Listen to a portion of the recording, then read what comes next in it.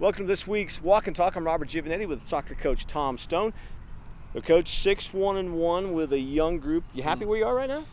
I think we are. I think we've managed to get some wins while growing up, while taking some lumps, while learning what we're good at and what we're not so good at. So if you go through that process and you're 1-6, you just know that that's the kind of year you're going to have. And if you go through that process and the record we have, we've got a shot here, even though our opponents going forward are about to get a whole lot better than some of the games we've had so far.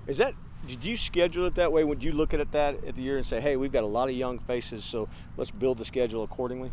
We did, but you're limited in some ways. But the way we looked at it is, let's get Arizona and Cal in here, two big-time Pac-12 teams. Let's start the season off with a real regional rivalry, which is New Mexico, and one of the best coaches we'll face all year.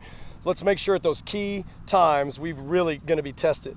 And then let's sprinkle in some games that we should win, but we won't necessarily win. Like, I think on paper we were supposed to beat App State, but when 1,000 people showed up and we were losing 1-0 at halftime, and I'm looking at our girls thinking, uh-oh, we've come out here to the mountains of Boone and we're in trouble, it didn't necessarily have to go our way, which was the rewarding part as we turned it around and did win that game. Hey, is that something you built this program basically from nothing? And now you go to a place like App State, 1,000 people there, you're the hunted now, you got the target on your back. That got to feel pretty cool. It feels really cool when you've got a really mature team. You're a little unbalanced not knowing how the youngsters were going to respond. And their response was great. It's first comeback of the year, first road game of the year.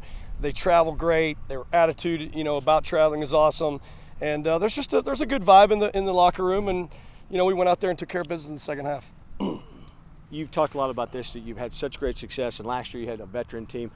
Do you follow that blueprint for this group, trying to build them up to where you were? Yeah, I think we find ourselves saying a lot of the things we were saying a lot 3 and 4 years ago. And at first, that's a little frustrating, like, wow, I'm really repeating myself. But then you have to remind yourself, well, of course you are, because they haven't heard it before. And by the time they're seniors, they can quote me, they could probably give the whole halftime talk. Allie Murphy could probably do a pretty good Stone imitation and ham it up good, because we know there's a certain methodology to the process, and we try to tweak it and keep it creative. But really our teams try to play pretty similar. We try to be a pressing team, we try to be a feisty team, we try to be a passing team, and we try to be dynamic going to goal. And all of our teams need to aspire to, kind of grow in that format. We sat in a room together last February when you signed. A lot of these players are out there now. You've had 8 different players score this year, 2 of them freshmen. Do you you're seeing exactly what you thought when you signed these kids? Yeah, I think so. Jade King and Jordy Har was one of the biggest days in our program's history when we were sitting after a spring game and we had played in Dallas, and those 2 kids called me about 30 minutes apart, and you had the number 3 and the number 10 player in the country, both committing 5-6 years ago. A long wait to get them here, but they've lived up to their billing. And then as we built that class, we just kept getting more quality players, and I think they've all contributed. And here's the thing, you lose a couple players that can score, like Janine Becky and a Katie Heap. You don't necessarily ask one player to fill that, because Janine wasn't Janine as a senior when she was a freshman. And so the fact that we've had so many people scoring and getting us points has been comforting, because we're not leaning on one person.